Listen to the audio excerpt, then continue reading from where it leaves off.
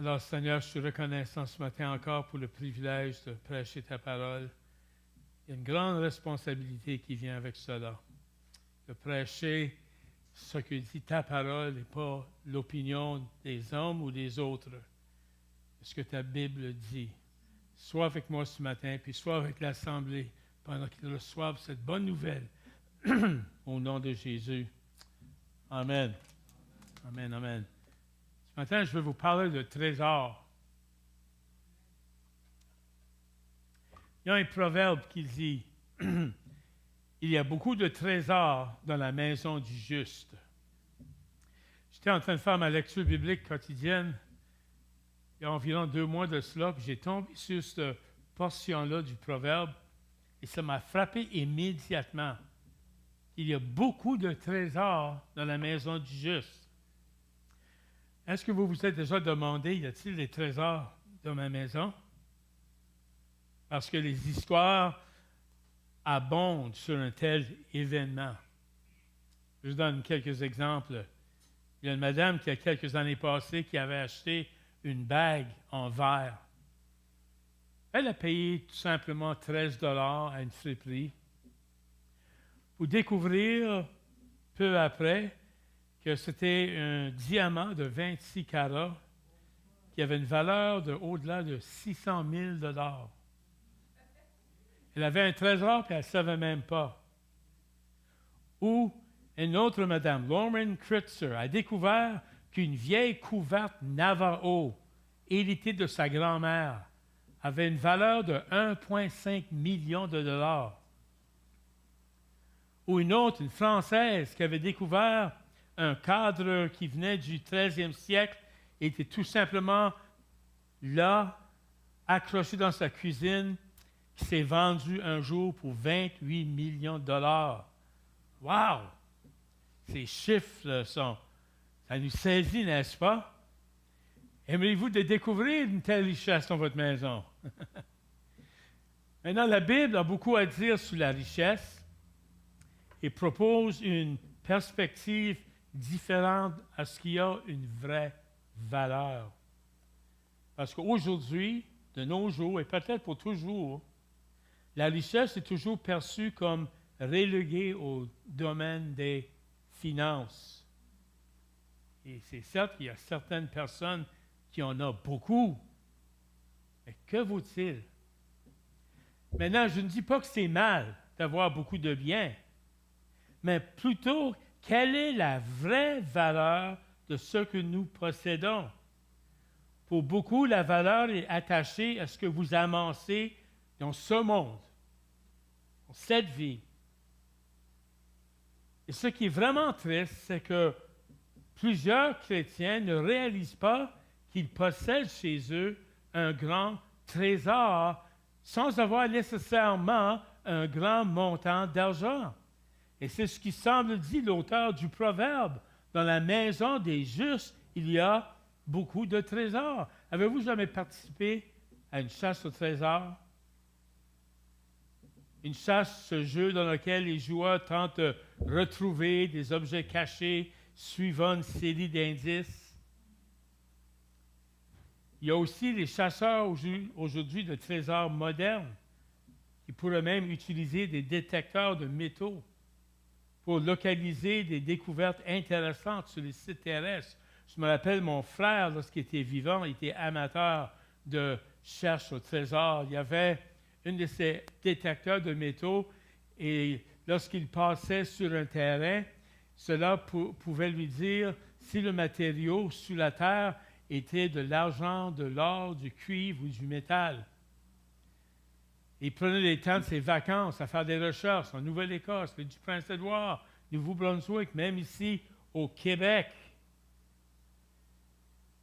Et c'est intéressant et je pense le plaisir là-dedans, ça réside dans ce qu'on appelle le frisson de la chasse. Ce matin, je vais vous inviter à une chasse de trésors dans votre maison. Quel trésor caché avons-nous dans nos maisons? Et selon ce proverbe, il y a un grand trésor dans la maison du juste. Mais premièrement, qui sont les justes? Selon la Bible, les justes sont ceux qui vivent conformément aux lois de Dieu, qui lui font confiance. Ils entretiennent une bonne relation avec Dieu par la foi, l'obéissance, cherchant à refléter son caractère dans leur vie. Le psaume 1, verset 2 nous dit que son plaisir est dans la loi du Seigneur. Alors les justes sont donc des chrétiens, des gens qui ont mis leur foi en Jésus-Christ. Et être chrétien nous donne une richesse qui dépasse nos attentes. C'est d'abord, premièrement, une richesse incorruptible. Une personne sage investira dans ce qui dure pour toujours. Écoutez ce que Jésus a dit. Ne vous amassez pas de trésors sous la terre, où les mythes et la vermine détruisent, et où les voleurs s'introduisent et volent. Mais amassez-vous des trésors dans le ciel, où les mythes et la vermine ne détruisent pas, et où les voleurs ne s'introduisent pas et ne dérobent pas. Car là où est ton trésor, là aussi sera ton cœur. Où est ton cœur ce matin? Si votre cœur est à la recherche de trésors spirituels, votre coffre est plein. Écoutez ce que l'apôtre Paul a dit. Concentrez-vous sur les choses d'en haut et non sur celles sur la terre. Dans d'autres traductions, ça dit affectionnez-vous des choses d'en haut et non sur celles sur la terre. Alors, quels sont ces trésors que nous trouvons dans la maison des justes? Le premier trésor que moi je trouve, c'est la paix. La présence de la paix contribue de manière significative au trésor d'un foyer juste, en favorisant le bien-être spirituel. Ésaïe déclare « Et l'effet de la justice sera la paix, et le résultat de la justice, la tranquillité et la confiance pour toujours. » Et on a besoin de cette tranquillité et confiance de nos jours, car les choses sont si instables. Et voilà que nous avons cette paix. Certaines personnes seraient prêtes à donner tout ce qu'elles ont pour retrouver la paix intérieure. L'enfant de Dieu a la paix parce qu'il met sa confiance dans le prince de la paix.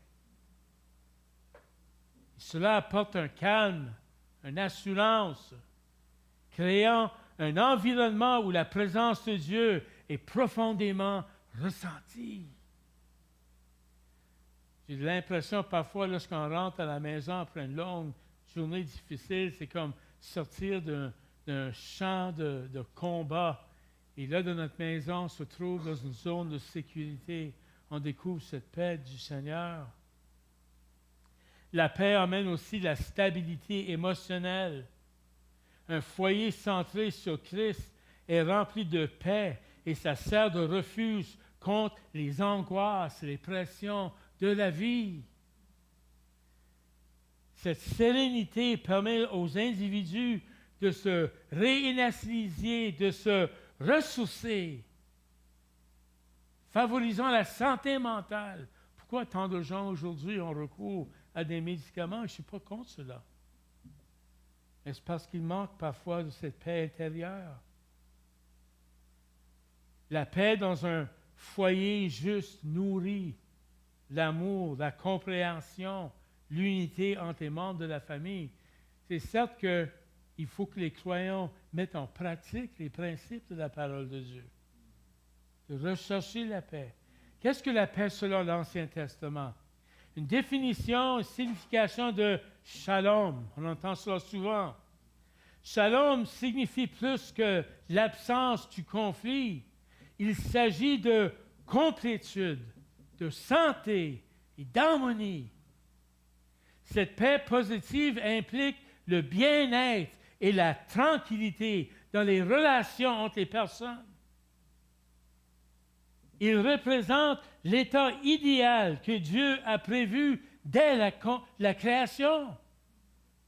Quand Dieu a créé Adam et Ève, ce n'était pas pour créer des conflits, mais un environnement de paix, de paix parfaite.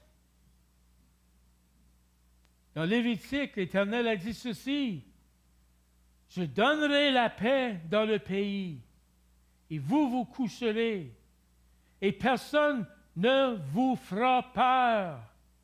Je débarrasserai le pays des bêtes méchantes, et l'épée ne traversera pas votre pays, et personne ne vous fera peur. Peu importe ce que vous lisez dans les livres, peu importe ce que vous lisez dans les revues, dans les journaux, que vous entendez sur la télévision, par les divers médias, absolument personne ne vous fera peur. Même pas le président des États-Unis. Car nous avons Jésus-Christ sur notre côté. Alléluia! Il s'occupe de son peuple. Il est le prince de la paix. Quel trésor merveilleux, n'est-ce pas? Et c'est un des trésors qui appartient dans la maison du juste. Mais ça n'arrête pas là. Il y a un autre trésor qui se trouve dans la maison du juste. Et cet autre trésor, c'est la joie. La joie. Réalisez-vous combien de foyers aujourd'hui sont remplis de tristesse? Il y a assez de tristesse que même dans la France, il y a à peine 4 ou 5 ans de cela, créé un département pour les gens qui souffrent de la solitude. Alors, ils ont donné une ligne de téléphone spéciale pour que ces gens-là puissent appeler des gens qui manquent de cette joie. Manque de joie à cause de mauvaises relations, de pression financière, problèmes de santé, de lassitude, de la perte. Il y a toutes sortes de raisons pour perdre notre joie. Mais il y a une joie particulière pour l'enfant de Dieu. C'est à cause que l'espoir que nous avons se trouve dans notre salut. Écoute qu'est-ce que l'apôtre Pierre a écrit. Même si vous ne l'avez pas vu, vous l'aimez. Même si vous ne le voyez pas maintenant et croyez en lui, vous vous réjouissez d'une joie indescriptible et glorieuse, alors que vous atteignez le but de votre foi, le salut de vos âmes, du fait que nous attendons un salut éternel. Cela nous communique une joie au-delà de toutes choses de ce monde qui existe, une joie qu'on ne peut décrire. Les gens se demandent parfois, pourquoi es-tu si joyeux lorsque tout va mal? Je me rappelle quand j'étais jeune homme, je travaillais dans un commerce et j'étais en train de mettre les vêtements en ordre. C'était une petite boutique pour vêtements d'hommes. Et là, je chantais, j'étais tout souriant. Et il y a un monsieur qui passait dans le corridor du centre d'achat. Il arrête. Là, il fixe le regard. Et il rentre dans le commerce et dit, « Mike, tu as l'air bien content, heureux? » Il dit, « Oui, je le suis, monsieur. Je le suis à cause de Jésus. » Moi, vous dire, il m'a donné un drôle de regard. Mais il a trouvé cela étonnant. Mais dans ces versets, Pierre encourage les gens à aimer Dieu, à croire en lui et à se réjouir de la joie de notre salut. Quand tous semblent au bout du rouleau, fixez votre regard que tout ce qui se passe dans cette vie n'est pas la seule chose qui se passe dans tout le monde. Il y a dans un monde invisible le royaume de Dieu. Une paix et un bonheur éternel qui nous attend. En étant submergés de joie par le fait que nos péchés sont pardonnés et nous avons la vie éternelle. Trésor dans la maison. Le psalmiste dit, « Tu me fais connaître le chemin de la vie. » Devant ta présence, il y a une plénitude de joie. À ta droite sont des plaisirs éternels. Wow!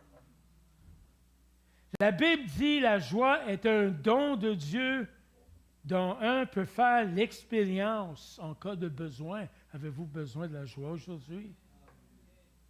La Bible dit également que la joie fait partir du royaume de Dieu. Paul a dit que le royaume de Dieu n'est pas le manger, le boire, n'est pas les choses de la chair, mais c'est la paix, la justice et la joie. Elle est une manière d'exprimer la conscience que nous recevons du bien de Dieu. Wow! Et ça arrive parfois pour aucune raison. On est en train de faire quelque chose, puis on est soudainement saisi de joie. C'est la joie de Dieu. C'est le Saint-Esprit. Écoute ce que Jésus a dit dans Jean. Je vous ai dit cela afin que ma joie soit en vous et que votre joie soit complète. Complète. Savez-vous, c'est quoi une joie qui n'est pas complète? C'est quand tu achètes ce gros sac de chips, de croustilles. Tu arrives à la maison, « Hey, j'ai un bon spécial! » Tu ouvres le sac, puis il y a juste un quart dans le sac. Ça, c'est une joie incomplète. C'est lorsque vous attendez quelque chose et les attentes ne sont pas tout à fait ce qu'on voulait qu'elles soient. Mais Jésus a dit une joie complète, une joie parfaite. Et cela intervient dans des moments lorsque nous l'avons besoin de plus. Oh, cher ami, lorsque vous vous êtes assis, en train de contempler sous vos problèmes, demande-leur, dis Seigneur, communique-moi la joie de mon salut. Donne-moi la joie que Jésus a promis, cette joie qui est complète. Compte les bienfaits de Dieu. Le psaume 33 dit, en lui, nos cœurs se réjouissent, car nous confions en son saint nom. Son nom représente tout.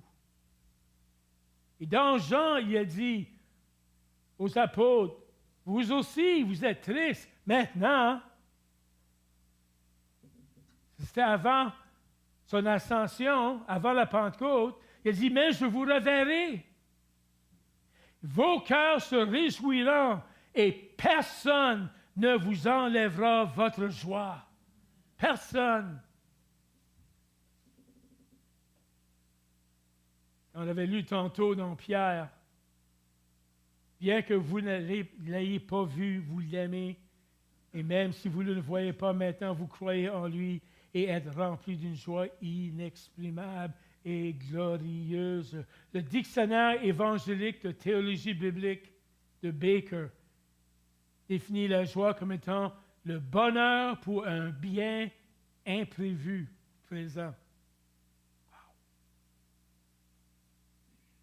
Le Berean Bible Society, dans un article intitulé Reason for Joy, dit que la source de la joie ne dépend pas de nos circonstances, mais s'élève au-dessus d'elles.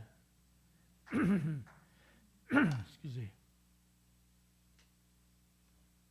Elle naît de notre foi inébranlable en la bonté de Dieu et sa fidélité.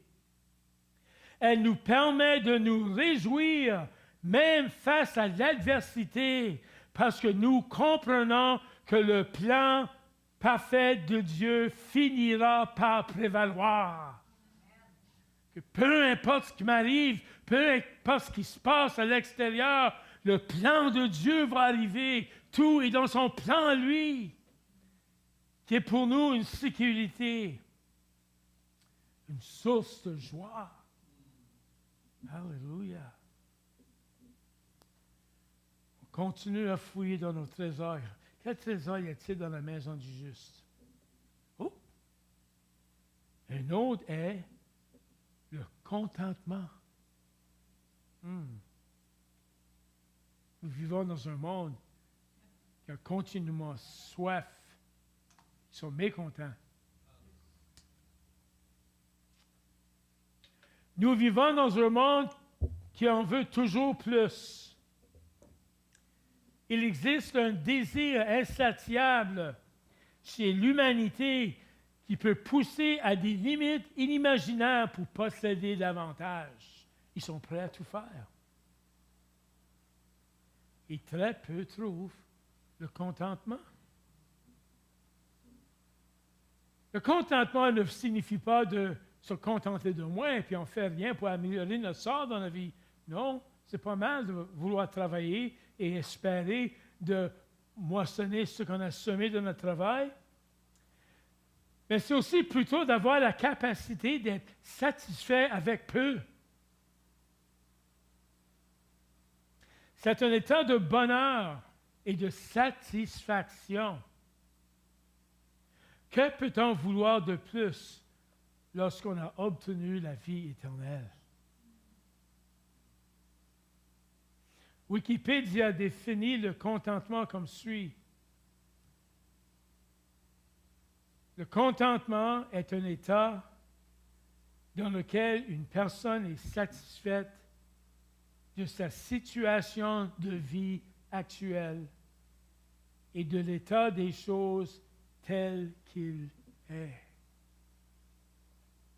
Et chers amis, si vous n'êtes pas capable de maîtriser le contentement, cette façon de voir, cette façon de penser, vous serez malheureux. Dans toutes ces épreuves et souffrances, l'apôtre Paul connaissait le contentement. Et vous voulez connaître ces souffrances, lisez dans 2 Corinthiens. Il savait c'était quoi d'avoir froid, d'être battu, d'avoir faim, d'être naufragé, de recevoir des fouets, d'être jeté en prison. Et malgré ces choses-là, Paul croyait que le contentement est une compétence acquise par la confiance en Dieu et la recherche du Christ. C'est pour cela que Paul était un des personnages qui ressort tant dans l'histoire de l'Église. L'une des déclarations les plus remarquables des Écritures est celle où Paul dit « J'ai appris à être content en toutes circonstances. » Wow!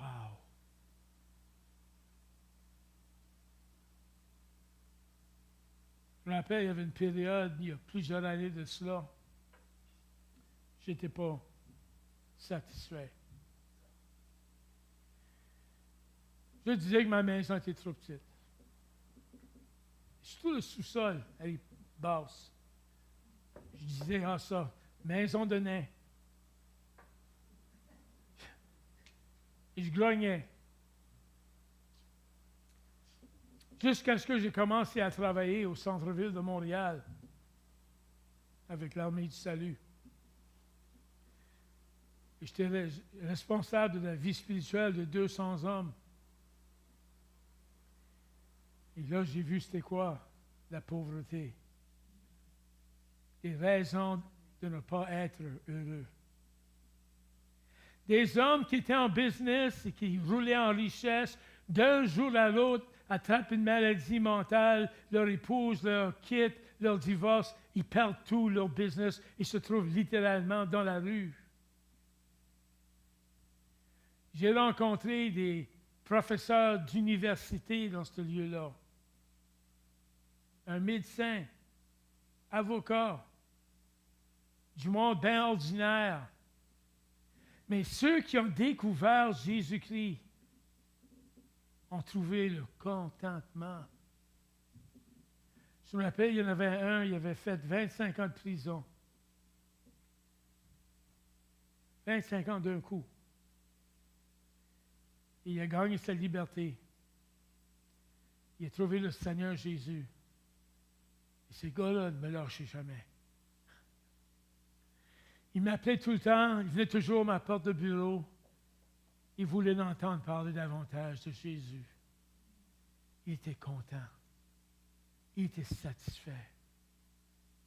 Il était content de pouvoir s'acheter des canettes de liqueur et des friandises. Et sa petite chambre était rangée comme un dépanneur. Pour nous, c'est des choses que nous prenons pour acquis. Mais lui, il avait appris à être content en toutes circonstances. Quand on est content, on est en paix avec sa situation.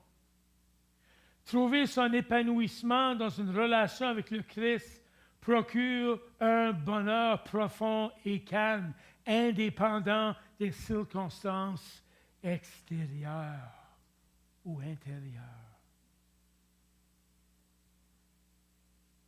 C'est une attitude d'acceptation inconditionnelle des expériences de la vie, qu'elles soient positives ou négatives. Contrairement au bonheur éphémère, le contentement est un état interne stable de bien-être. Dans un article du magazine Greater Good, le contentement est défini comme signifiant essentiellement que, ici et maintenant, tout est parfait tel qu'il est, indépendamment de ce que vous vivez à l'extérieur. Avons-nous appris à maîtriser l'art d'être content? L'art du contentement, c'est un exercice, c'est une discipline. C'est quelque chose que Christ a procuré pour nous à la croix.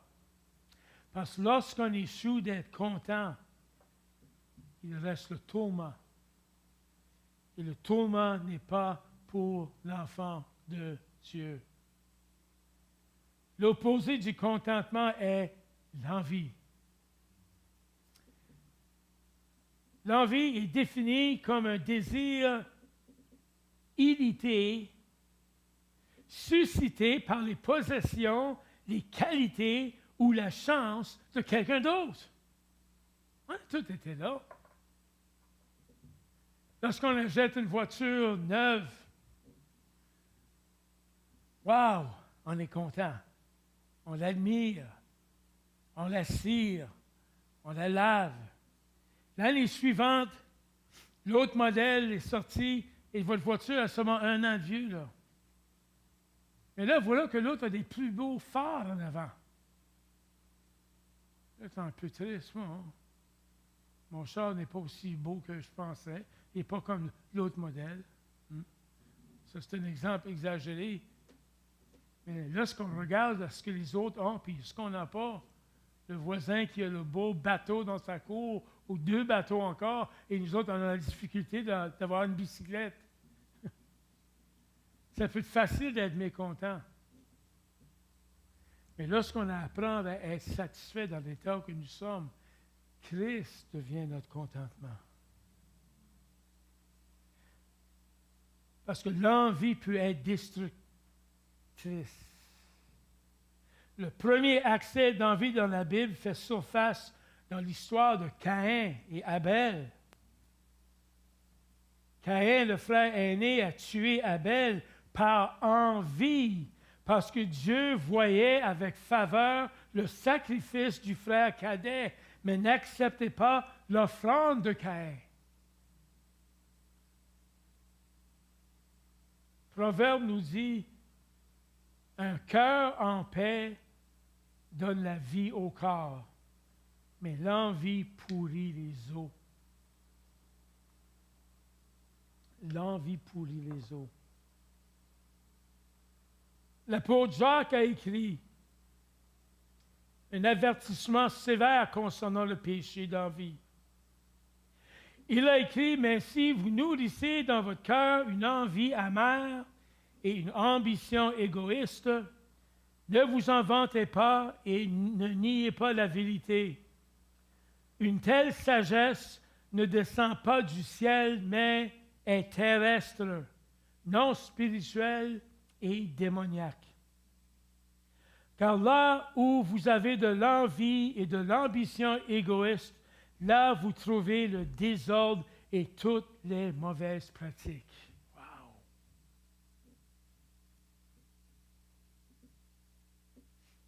Et la chasse au trésor continue.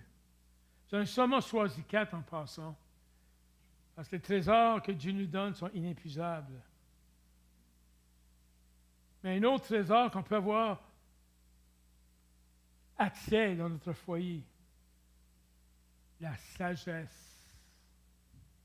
la sagesse. Une famille a beaucoup de besoins.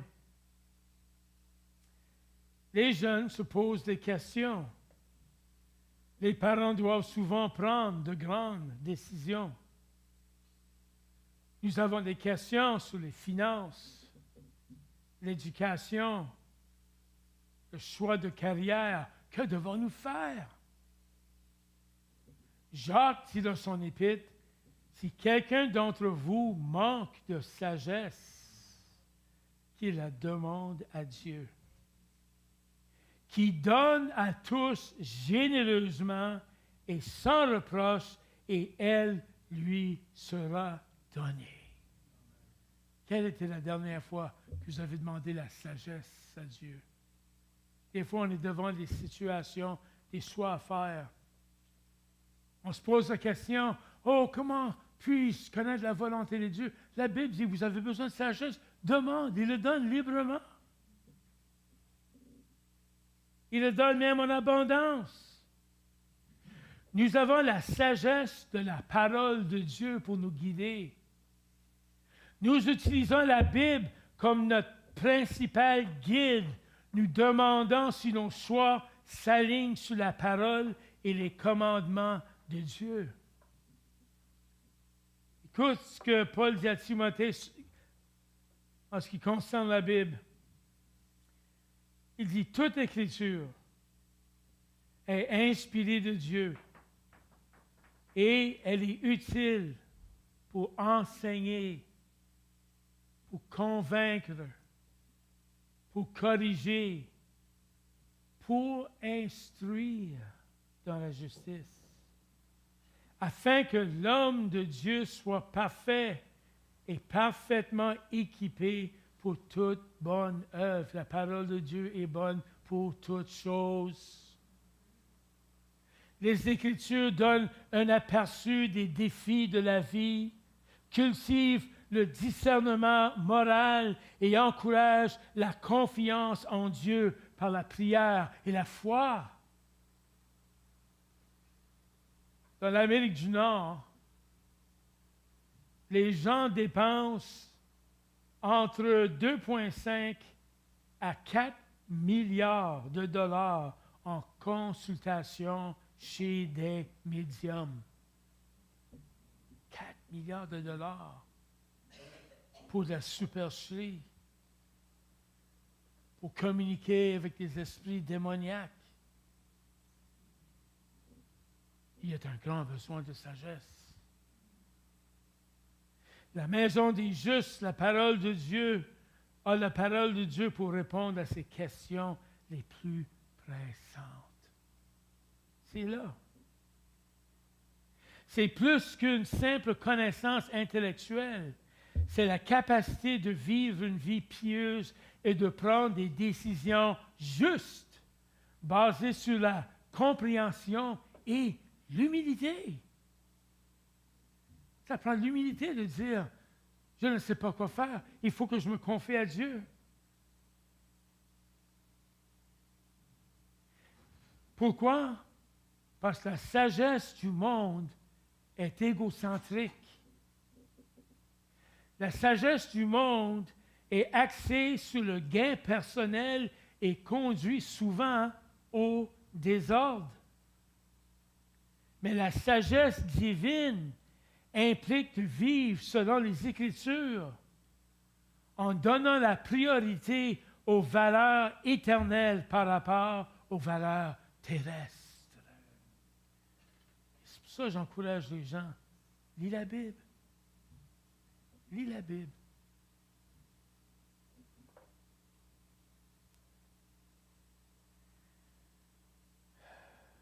La sagesse du monde donne la priorité au raisonnement et aux émotions humaines, qui sont souvent en conflit avec les principes bibliques.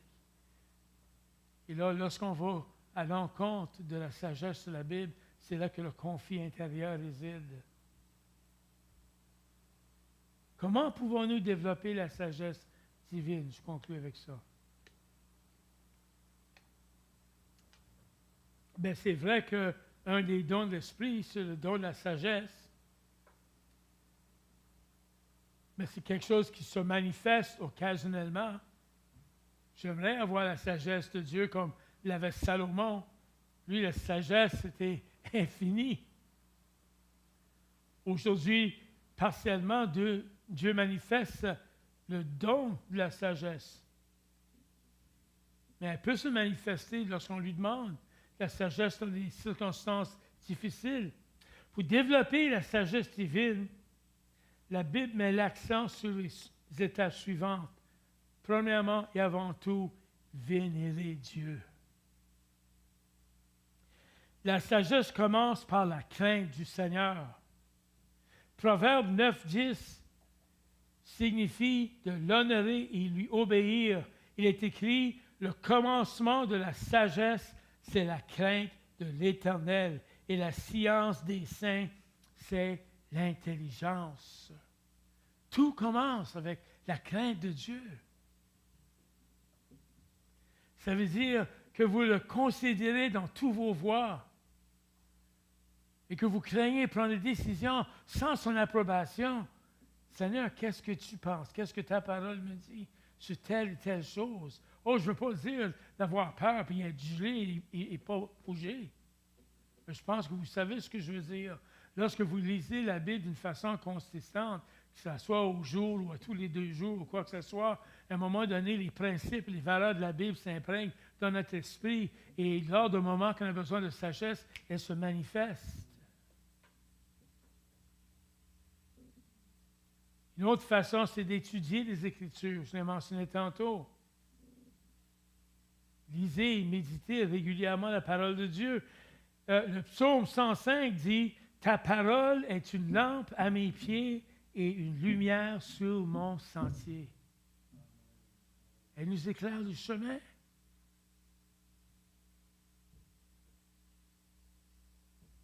On prie pour la sagesse. Une autre chose importante, c'est rechercher des conseils avisés. C'est un autre trésor que nous avons dans l'Église. Entourez-vous de mentors, de compagnons pieux. Écoute ce que Proverbe 13:20 dit. Celui qui fréquente les sages devient sage. Mais celui qui se plaît avec les insensés s'en trouve mal. J'ai vécu la différence là-dedans quand j'étais jeune ado. Et de me tenir avec des insensés, j'étais moi-même insensé. Et mes décisions, puis ce que je faisais, ça n'avait pas de sens, ça ne tenait pas debout. Mais lorsque je suis devenu croyant, j'étais entouré de gens de sagesse biblique et d'expérience. C'est pour ça que la Bible nous enseigne l'importance du corps du Christ. Il y a des richesses aussi dans le corps du Christ. C'est là qu'on découvre des mentors, des exemples pour nous appuyer. Et dernièrement, puis je l'ai mentionné tantôt, pour avoir de la sagesse, on commence à craindre l'Éternel, étudier les Écritures, prier pour la sagesse, rechercher des conseils avisés et dernièrement, pratiquer l'humilité. Un homme et une femme de Dieu marchent humblement devant leur Dieu. Ils ne s'en fait pas ce que les autres disent de nous, puis dans nos choix et dans nos décisions. Demeurez humbles. Reconnaissez votre dépendance à l'égard de Dieu. Restez enseignables. Il y a des gens qui ne sont pas enseignables. Du moment où tu essaies de leur adresser sur quelque chose, ils deviennent sur la défensive et pensent qu'on les attaque. Non, non, non, non. Sois toujours dans une position que peut-être j'ai besoin d'entendre quelque chose. Mais moi, je le fais. Ce n'est pas parce que j'ai exercé le ministère pour quasiment 40 ans maintenant que je n'ai pas besoin d'écouter à ce que quelqu'un d'autre a à dire. Oui, mais Daniel, s'il se trompe, puis on dit merci. Peut-être on peut même dire, je ne suis pas tout à fait d'accord, mais j'écoute. Demeurez humble. Proverbe 11:2 dit, Quand vient l'orgueil, vient aussi l'ignominie. Mais la sagesse est avec les humbles. Alléluia.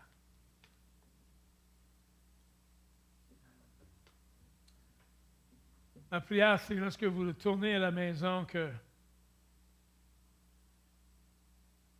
vous allez découvrir les trésors que là vous avez. J'avais prêché la dernière fois sur comment Jésus veut visiter différents foyers. Mais Jésus est là dans votre foyer. Et il vous offre sa paix, sa joie, sa sagesse. Ce sont des trésors qui demeurent dans la maison des justes. Utilisez-la. C'est là pour votre bien-être. Amen. Amen. Devant-nous, on va prier. Seigneur notre Dieu, nous sommes reconnaissants aujourd'hui pour tout ce que tu as fait pour nous. On t'a loué. Merci Seigneur pour tous les trésors que nous trouvons dans nos maisons en tant que croyants. Cette grande paix, Seigneur. Cette grande joie. Ce contentement. La sagesse. Ces choses qu'on a besoin, surtout de nos jours aujourd'hui. Et qu'on puisse, Seigneur, avoir ces choses au bout de notre portée, Seigneur, la parole de Dieu. Que cette Bible puisse être exposée dans nos foyers, car en elle contiennent toutes les richesses pour l'éternité. Aide-nous dans notre marche quotidienne. Aide-nous de marcher avec Jésus. Rencontre nos besoins pour chacun ici ce matin. Que ce soit des besoins financiers, Seigneur, tu es capable. Et parfois, tu as même dit dans les psaumes, Seigneur, que tu nous donneras juste assez, Seigneur, pour ne pas devenir amer. Et que cela devienne réalité pour chacun d'entre nous, Seigneur. Apprends-nous à être contents. Pour ceux qui ont besoin peut-être d'une guérison dans leur corps, ça ne prend pas une parade ou une fanfare, ça prend juste la prière au nom de Jésus. Et je prie maintenant qu'au nom de Jésus, ton Esprit Saint qui guérit, puisse descendre du devant ici jusqu'en arrière, Seigneur. Rencontre les besoins de conflits. Ceux qui vivent des conflits intérieurs, peut-être à la maison, nous avons tous des conflits à la maison. Des conflits de couple, des conflits avec des enfants, des conflits avec d'autres membres de la famille. Dieu pose ta paix sur nous. Donne-nous à savoir comment puiser ces trésors. Car nous aussi, nous avons, Seigneur, un appareil pour trouver les trésors. C'est la foi. C'est la parole de Dieu. Alors, Père Saint, bénis cette congrégation au nom de Jésus. Amen. Que Dieu vous bénisse.